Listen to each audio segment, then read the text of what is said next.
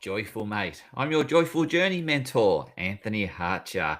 And this purpose of this podcast is to bring more joy, fulfillment, happiness, life satisfaction, and contentment your way. And I'm sharing insights as to what I've gathered over the last week or so, just wandering around, observing human nature, feeling a sense of what's going on in the world around me, and wanting to make sense of it. So I'm just sharing a actually it came from another podcast I was listening to. It was a financial podcast on the financial markets and the looking forward. What does it look forward? And the guy that was sharing his expertise was saying that what they do is they sort out the signal from the noise. And so they've got to work out what's the noise and find what is the signal amongst that noise that is important to them and important to them serving their clients. And I was thinking, okay, that's a really good take home message for me. And this podcast is a lot of what goes on in our minds can be noise. But the noise is there to serve a purpose, and it's to bring something to your attention that you're ignoring. And so if you feel a sense of like there's a lot of clutter in my head or a lot of voices in my head, and it's just going in a circular motion, and I just can't think or concentrate, it's time to reflect. It's time to slow down and sit with the noise and look for the signal. I was today in the ocean, and I heard these guys talking. They were just having a conversation, and I was eavesdropping, and they were saying, or one of the guys was saying to the other guy was, I just can't get that song out of my head. We listened to it 10 minutes ago and it's just playing around in my head.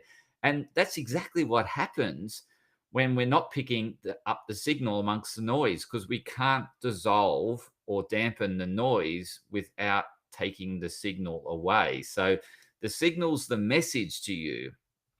And if you ignore the message, then the noise prevails. It will just stay there. I was recently talking to my wife, and she's going through a phase called perimenopause, and it's certainly a challenge for any women to go through perimenopause. And I feel for her because it's a roller coaster. It's like highs and lows and just all over the place, in terms of hormones and fluctuations and extreme highs and extreme lows. And it's not a steady ride. It's a real roller coaster.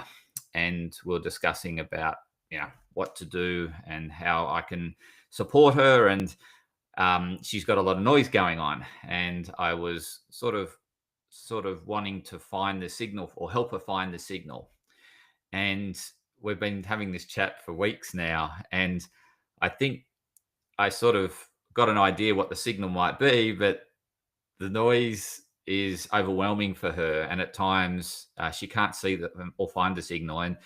And again, it's a process. Like, as much as it might be in your face, if the noise is so loud, it's so hard to find that signal. And often there's parts of us that are entangled with it. So, for example, if we're very self-righteous or very proud, we don't want to own up and confess or admit to the challenge or the problem or own the problem.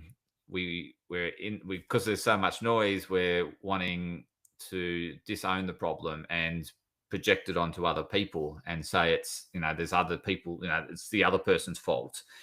And this resonated with me the other day when I was with my family and was celebrating my son's black belt celebration.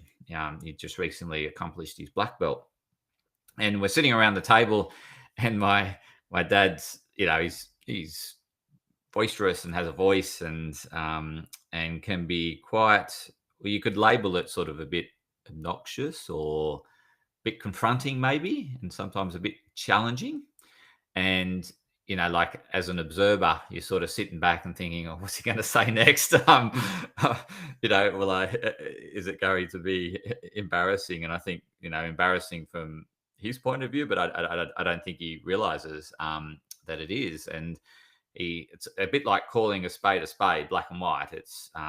And so yeah, so he was saying a few things, and it sort of just wasn't sitting well with me, and I had to sit with it and reflect on it. And I realized afterwards, it's me. It's got nothing to do with Dad. And I realized that I do that behavior in a public environment, and that I was an observer watching myself, but my dad was the amplifier of the signal. And so I was getting all the noise, the uncomfortable feeling of, please don't open your mouth, don't say anything. I'm worried about what you're going to say. And so this is all the noise going and the chatter going in my head. But he was actually amplifying something that I needed to observe about myself and learn about myself. And that's what was unsettling, was that he made me aware of this behavior that I do. And I was thinking, he's the one in this thing that's um I don't know, looking, I don't know, or mud on his face or whatever. But it was actually a learning lesson for me, and to own it and to love it. And so I'm now owning it. I certainly owned it, because I can. I'm recalling all these situations where I've been exactly like Dad was in that public environment, and how the observers would have been saying, "Anthony, shut your mouth," or they might have actually said, "Anthony, shut your mouth," or afterwards, "Oh, you're so embarrassing."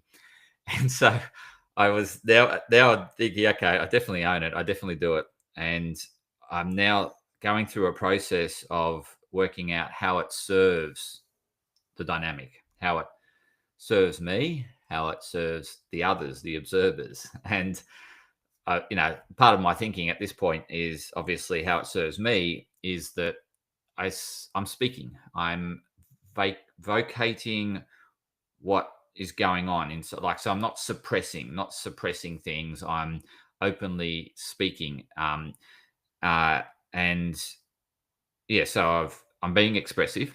So I've got a voice, which is really important for all of us, is to have a voice.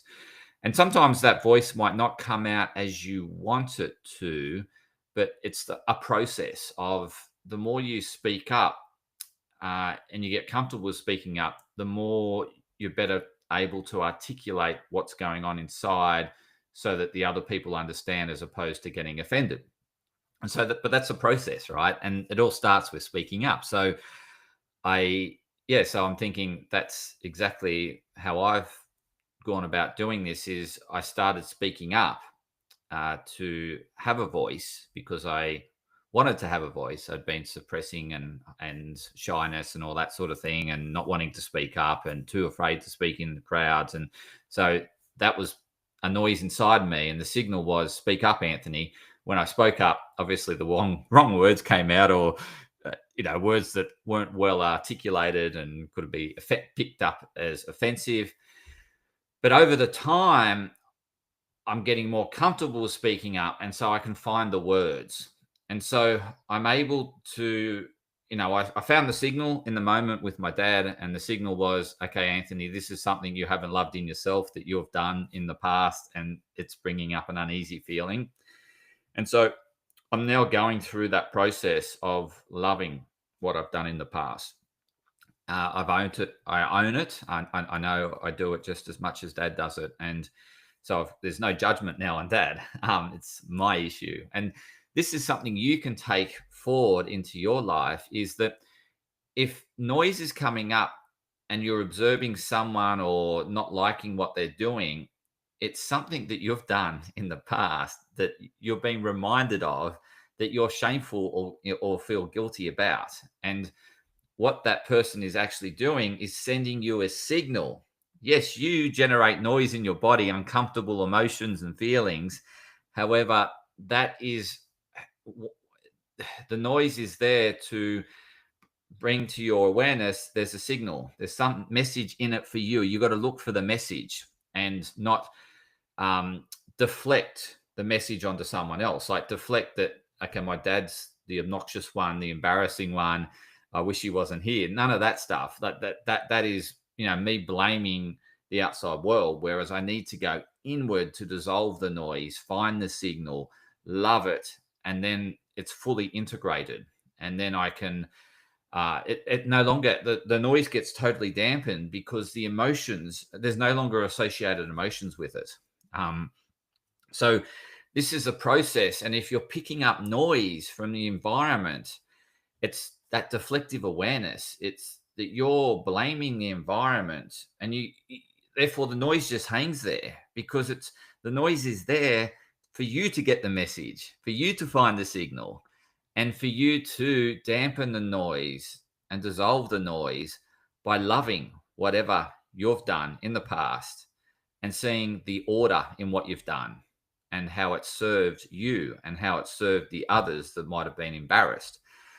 And so when we find that we find that, I guess, wholeness of what's happened, then there's no emotion to it because the emotion's only there when we're looking at one side of it and just judging it and saying it's bad and it's terrible. And the more we have that judgment, the more negativity we have associated with it, the more negativity it brings up in terms of emotions. That guilty feeling that, how dare they do that? How could they do that? Don't they have any self-awareness of what they're doing? Don't they have any emotional intelligence? Well, it's a process, and we all lie on this spectrum of growth and development. And depending on where that person is in their life, everyone's at different stages of growth and development. And that ultimate growth is that full integration with everyone and everything, where you can see yourself in others and see yourself in everything. And so there's no disconnection. Like the disconnection is created through judgment, through labeling. Then we become disconnected. But in order to dissolve that label, we need to look at the wholeness of it and see the order as opposed to focusing on the disorder. And there is order there. We just got to be open to looking for it. We need to have that growth mindset that, yes, there's a lesson here for me. And I'm always thinking, if I feel noise, why am I feeling the noise? What am I judging? What am I labeling? When have I done it? What's the benefit of doing it? How has it served me? How has it served others? And really seeing the wholeness in the situation in terms of my behavior or whatever I'm judging. And when you see that wholeness, you feel more connected. So I see myself in Dad. I feel more connected because I see myself in Dad. And that's connecting us as opposed to not like denying that I do it and being too proud of saying I don't do that behavior and then just looking down on Dad. That's not being respectful. It's not being truthful, and it's not being honest, is it? It's me being too proud if I have that lens. Whereas if I see, okay, yeah, I do it. I do that, Dad.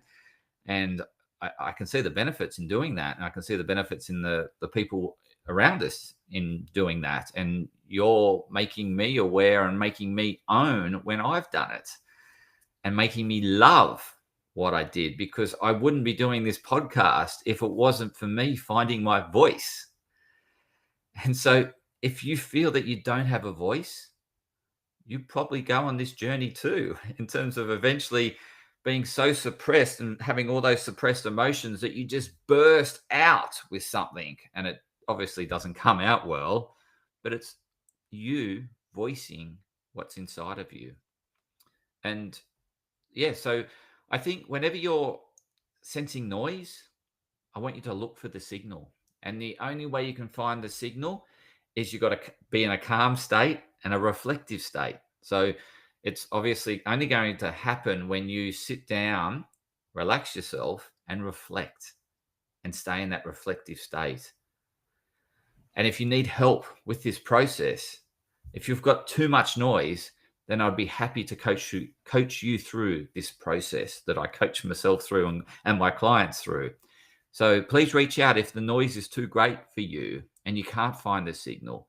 I'd be happy to coach you to find the signal, to find the meaning, so that you can then move to the next level, the next challenge, and then become more integrated with the world around you, more integrated and connected with the people around you, more integrated and connected with the things around you. So you love everyone and everything, and you're grateful for everyone and everything. So please reach out if you are needing help and there's too much noise and you just can't find that signal. I'd happy to help and coach you through that. And please share this episode if you found it value and interesting and intriguing and think other people could benefit from it. Please share it with them. Please follow the podcast and please share your comments. I'd love your feedback as to your journey. Share your stories, and if you would like to share your stories openly, I'd happy to have this conversation with you on the podcast. So thank you for listening to the Joyful Mate podcast and coming on the journey with me and in spreading more joy, connectedness, integration, wholeness, love, and gratitude. Thank you.